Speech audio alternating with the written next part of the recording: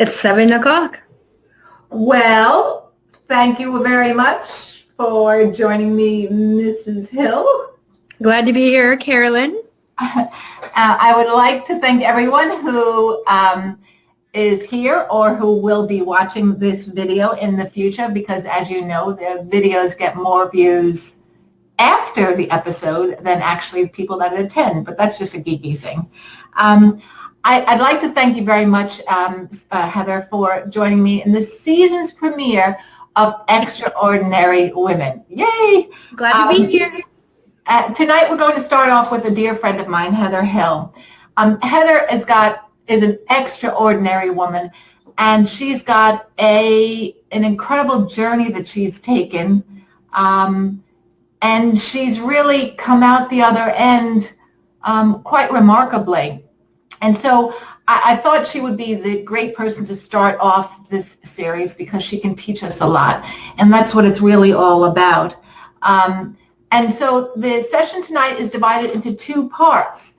There is going to be a rapid fire question, as I call them, and they're just short yes and no answers.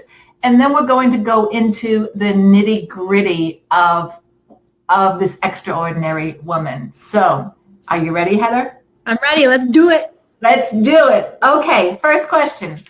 What do you drink in the morning, coffee or tea? Neither. A nice glass of ice cold water. Okay. Do you have any rituals, and what are they in the morning? I'm a mom. It's a luxury to have a ritual in the morning. My ritual is making sure the kids are up for school, getting them on their way, and getting them out the door to the bus on time so that I don't have to take them to school. Okay, fair enough. All right, who and what make up your family? We have a unique family. I am the matriarch of the family. And then my oldest daughter is 13. Wish me luck. Can I get a, you know what? And then I have a son who is 11. And then my youngest son, Sarah's 13. Andrew is 11. And Nicholas will be 10 in a few days. He's a leap year baby, so it's not officially his birthday, but I'm not getting away with that. And then we have my best friend, Mimi, who is been here for almost 4 years. And then we share our home with 2 dogs, 2 cats, 3 mini hamsters, a lizard, and a rabbit. And a partridge in a tree. There you go. Feels cool. like it. Cool, cool. Okay, give us a book recommendation. Easily. Because of my line of work, of course, it's going to be something about funerals, rituals, death and dying. It's called From Here to Eternity by Caitlin Doty. Ooh, I should have brought it over so that I could have vana'd it. Maybe we can link it after this. Okay. It's a wonderful, wonderful book, and written by somebody that I very much admire. Her name is Caitlin Doty. She is an advocate for natural funerals practices and giving families a choice. And she travels around the world to study how other cultures ritualize and honor their dead. And it's fascinating. And you don't have to be into funeral service or anything morbid in order to enjoy it and learn something from it. And she's real tongue-in-cheek, so it's really fun to read. Oh, cool. You know, I forget if I neglected to say that Heather is a funeral director. She is the oddity. I'm sure a lot of us have never met a female funeral director, but I'm very blessed to know Heather, and she's agreed to speak with us this evening. And the last rapid fire question is, if I knew then what I know now, ... What would you answer, Heather?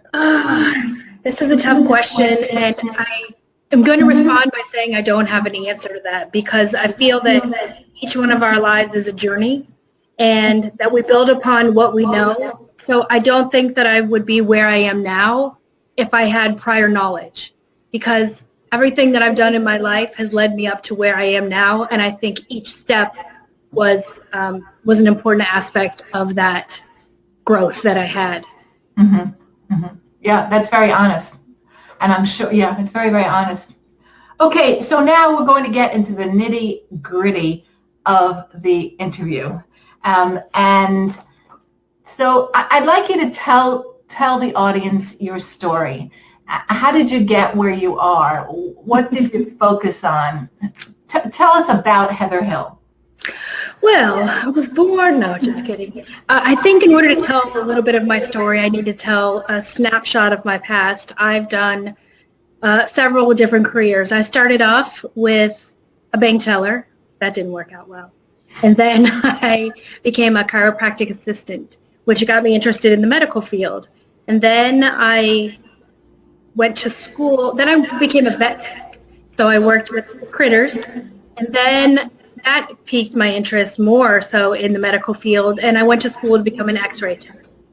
I loved that job. I learned a lot. And then a patient came in one day and said, I was a nurse, but now I'm a flight attendant. I said, wow, that sounds like fun. I was single. I wasn't tied down to any kids. So I became a flight attendant. And I worked for US Air, and then I worked for a corporate airline, and that was fascinating. And then when I got pregnant, I wanted to keep my feet on the ground. So I started a website. I followed a program, a step-by-step program, and just taught myself everything. I taught myself how to code. I taught myself search engine optimization, and I taught myself marketing. And I grew a very successful pregnancy website, and that piqued my interest in helping other women also grow their businesses and create websites, at a reasonable price. But I couldn't just build their website. I also had to just get a glimpse of who they were, who their target audience was, to get them to focus on their needs. Mm-hmm. So that kind of led me into more clients. Then it also led to the demise of that career, because I started taking on clients because I could, because I knew how to code, and because I had the skills to do it, but it wasn't something that I believed in after a while. I was taking clients that didn't fit with my ideals or my soul, and I wasn't into it as much. I would put everything into something that I cared about, but when I realized I wasn't putting everything into it, then I realized there had to be another way.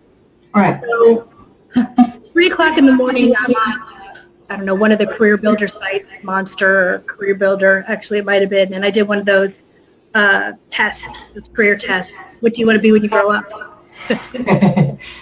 And funeral director popped up, and I did a, oh my gosh, this is exactly what I want to do. So 2 weeks later, I started school. And then I took classes online while I was still raising 3 kids, and became a funeral director. In order to do that, I had to have an apprenticeship. And probably 2 months into my apprenticeship, my husband passed away. I was already in the funeral industry, so I had the skills and the knowledge of what to do physically, how to get him back, how to plan a funeral, although I had help with all of that. But that devastation in my life is what realized that this job wasn't a job for me. It was a passion, it was a calling, and it was something that I think was what I was meant to do. And the having been on the other side of the table, as we like to say, it brought more compassion and empathy, and I feel like I'm able to work with my families a little more now, having been through it. I know the hard parts of this. Any job can be complacent, and this reminds me every day that there's no complacency that will fit into what I do. I think everyone should know that the loss of your husband was just came out of the blue. It wasn't that he was ill. It was something that you got, presumably a phone call. Yeah, 6 o'clock in the morning, Saturday, December 6th. He passed away on the 5th. I got a phone call that he had passed away on a layover in San Diego in his hotel room. Mm-hmm. And that is a phone call a day that one never forgets. Mm. And so, you got to do. You've just got to keep going. You've just got to go through the motions is pretty much what you do after that. Right. And so that really led you, cemented the career that you chose, but now you got to see it from both sides, didn't you? Exactly. It was a real change because when I would meet with families, I wouldn't know exactly what to say. I mean, I would sit down, I would do an arrangement conference, and I would connect, but there's a different level of connection that happened after that. Every family is different, and everybody's situation is different. Everybody's loss is different. Of course, not every family that I meet with is a young family who's lost their husband. But I think it's given me a deeper sense of what I'm doing, having been through it. And I think I'm able to give these families a sense of hope because of what I've been through. I'm able to let them know that there is another side. I'm by no means am I, over it and healed and okay. It is still hard. It's been 3 years, and it's still super hard for me, super hard for the family. And I think that this job came to me at the right time to where I'm able to heal myself by helping other people. As cliche as that sounds, Right. It's so true, especially to sit with a family who may have lost their husband and have young kids, and they're coming to me. They know when they come to me, they're not just getting lip service, they're getting true experience and knowing, should my daughter see her dad? Should my son be able to come to the funeral? What have you experienced? And of course, I'd never tell anybody what to do, but I could share my experience, and I think that makes me more authentic to them. Sure, because everyone should realize that you had 3 children under 10. Mm-hmm. Yeah, my daughter's birthday was 2 weeks after he passed away. She's just turning 10. Yeah. That's where, I got a lot of gifts, emotional gifts from it as well. People are good. People Right. are really good. And my family has become closer. My neighborhood has grown closer. I ran to them when this happened, and my neighbor took me in and let me cry on her floor before I was able to go tell the kids. And then Mimi, my best friend since 4th grade, quit her job, sold her house, and moved in just to support me. And I realize every day how lucky I am to have the support that I do that not everybody has. Right. So it's been, I'm glad that I'm able to see the blessings in my tragedy. Yeah. As we've been talking earlier, all that you've done and all the jobs that you've done and all the career choices you've had led you to this, haven't they? Yeah, I didn't realize it when I was in those other jobs, but I was always fascinated with, when you tell somebody that you're a funeral director, the first thing they do is, "Oh, why do you want to work with dead bodies? And isn't this gross and morbid?" And it's such an honor to be able to prepare somebody's loved one so they can see them, although I don't do embalming, but to help prepare them so they can say goodbye, to hold their hand and walk them through. To have a front seat to their most raw emotions is an honor. It really is. And working with the bodies is part of it. But I've always been fascinated with ritual. How people react, how people persevere, and how it changes people, and that you can sit with somebody who just lost something, but they can still see the gifts in what they got. The gifts in the hand that they've been dealt. And I'm just so uplifted by the people that I meet and the listening skills that I've learned. I call it therapy 101 when they come to pick up their death certificates, because we sit there and I just let them talk. They just need this. I'm their safe stranger. And I've been with them since the very beginning. So it's such an honor. I just love being able to be with people at that time in their tragedy. So it just proves that if you listen to what's being said in your head and in your heart, you will find your right path. Exactly. And exactly. Just because you have skills to do SEO or make a website doesn't necessarily mean that's what you should be doing. Yes, and I'm glad that because I've changed careers so many times, I think that came to the realization that just because I knew how to code and I knew how to build a website and do marketing and search, it doesn't mean that I had to do that. But I enjoyed doing aspects of that. So I'm able to take the graphic skills and some of the website skills to where I am now. And I think the graphic skills really come in handy because when people bring in pictures of somebody and they want to put it on the website or they want to, run it in obituary, I have the skills to be able to edit their pictures and make that person, a very honorable picture for that person. And I like that I've been able to take all the skills that I have and able to help people. So Right. it's been a beneficial career path, the web design and the marketing and even the medical background, all to bring it together to my final career. All right. That's it, right? Yeah, I mean, your greatest success then is finding this path, correct? Absolutely. Absolutely.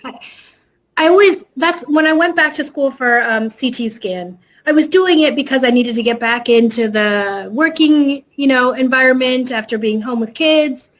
And I spent all that time and money to go back to school, but it just didn't feel right. And I tell like my babysitters and young folks that I meet, it's so important to find something that you love. Sure. You have to make a living, and if you have to make a living until you find what that is, then, everybody has their different path, but I'm truly, I see it and I can't appreciate that I finally found something that means something to me and that I would do even if I didn't get paid. So it's focused gratitude, isn't it, really? Exactly. That's a wonderful way to put it. Focused gratitude. So tell us about your industry, because as you said, it's considered a very morbid, why would a female want to do this? Tell us about your industry and what's changing in your industry. That's a good question. This is a male-dominated industry, and there is still a lot of, it's one of the industries that is slowest to change.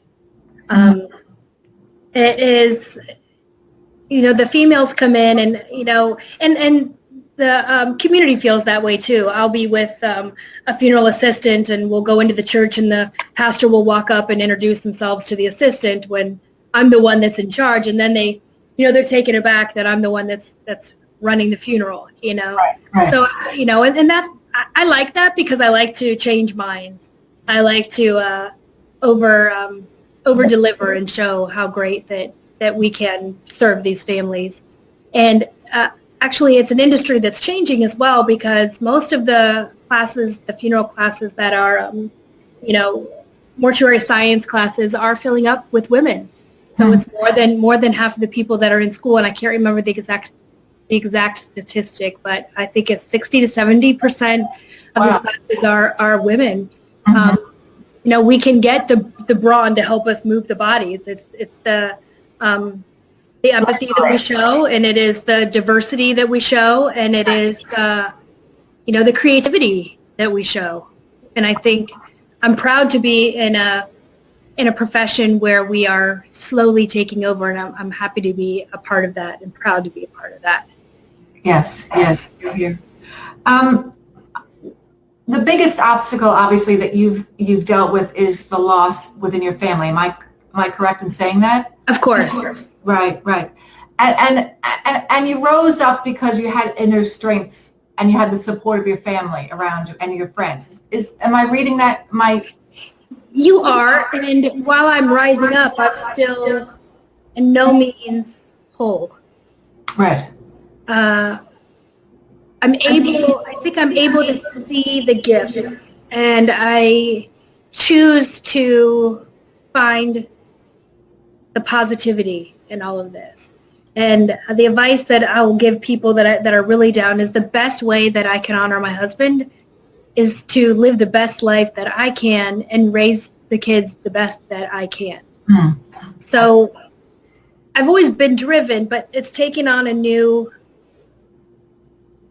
path now because I want to live the best life that I can in order to make him proud of us. Right.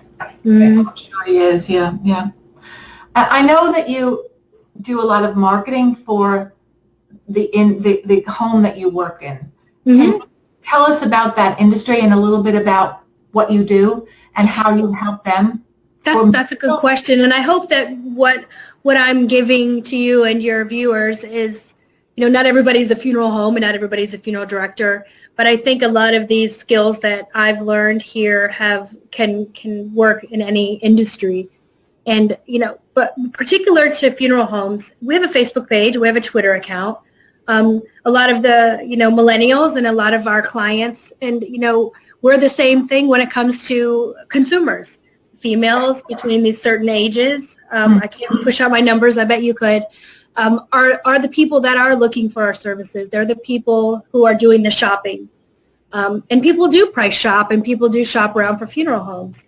So, we have grown our Facebook page to encompass a more community feel.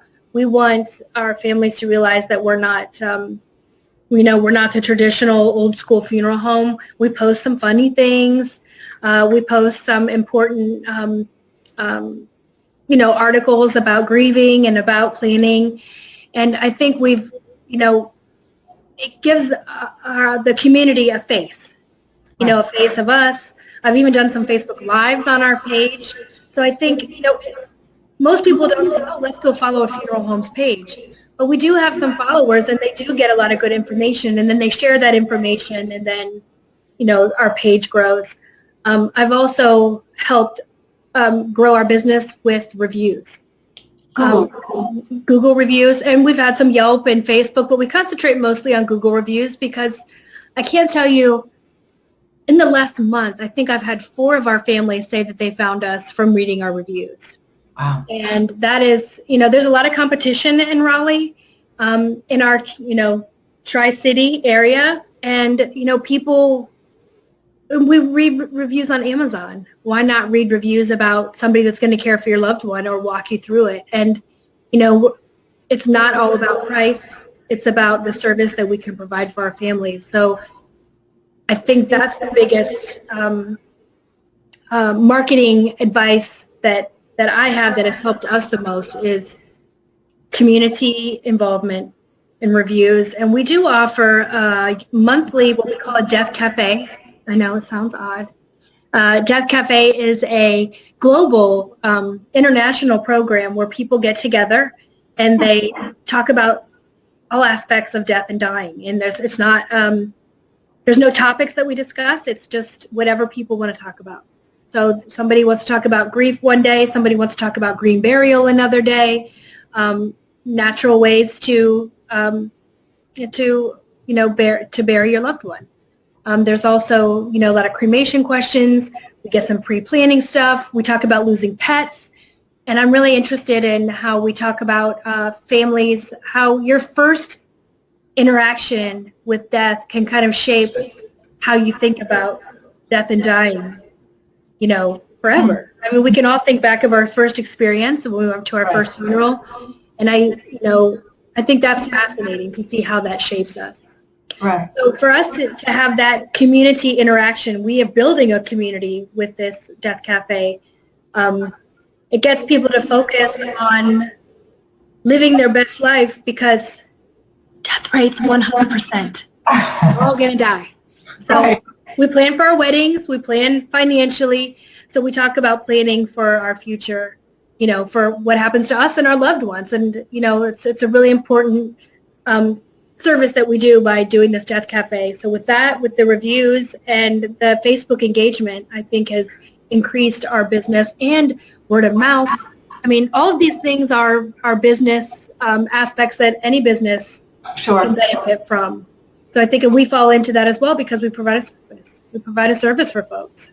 Yes, and I know the trend, for example, on Facebook is to community. It's a sense of community, and that's what you've created, and you are creating a sense of community. Mm-hmm. And with the reviews, it's third party. It's very transparent. So that's another area that everyone should concentrate, no matter what business it is, because it encompasses the whole thing. The reviews are so important because when somebody comes to us and they're price shopping, I'll say, please call around to make sure you find the right fit for your family, but check reviews online. And I'm just directing them to they're going to see that we have the best reviews and the most reviews. And, we don't push for reviews. We want it to be organic, and people will say, you know, what can I do for you? You've been so helpful for me. I'm like, well, if you had a good experience and you want to share that, you know, here's how you can share that. And, you know, I've read different articles about whether or not to ask for reviews, but people usually don't think, you know, oh, I had a great experience at the funeral home. I'm going to go on the funeral experience. But, you know, we're changing that, and we get a lot of younger folks that are asking, you know, that need our services for their parents that are going directly to the web for that. So we're all in the same boat when it comes to marketing via the internet. Sure, sure. One more question before I let you go. How can we as a community help Heather Hill? Well, I don't want to see you in my office. All right. Believe it or not, we don't want people to die. We just want them to come to us when it happens. I think my advocacy of what I believe about our involvement with our loved ones when they pass away. I write a blog, and I think you'll link that down below. I write a blog about my experience and about, I think a really good one was 14 do's and don'ts to help somebody who is grieving. Because I'm in this industry, I get a lot of those questions. Because it happened to you, what helped you the most? So to help me, I think just spreading the word on my advocacy, of sharing my blog. If you know, my Facebook page is really something that I feel really, you know, passionate about because I work on it. I do the graphics for it. You don't have to. This is the business page, your business page, right? Mm-hmm. Okay. Yeah. Yeah, perfect. Yes, I am a member, and I know I see the Death Cafe notifications, which it might spark somebody in your area to do something like that. It's a free program. Anybody can do it. Right. If you want to do one, I'll tell you how. Okay. All right. Is there anything else you'd like to end with? Because I'd just like to thank you so very much. I think I'd like to say something poignant to end with. Okay. I just want to thank you for trying to help women and helping women and giving us the focus and the passion to follow what we believe. And I think I'm a prime example of not settling because with all the different careers. Sure. You know, I started this when I was 42. So, you know, there can be other careers. You can, you know, if you're not happy with what you're doing, just find your passion, find your focus. And I think that for me was the key to success.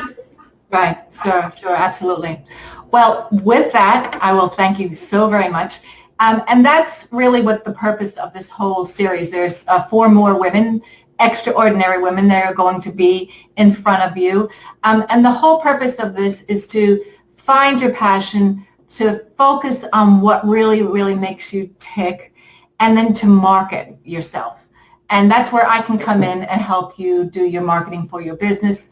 But mainly it's just to find yourself, and then everything else will fall into place.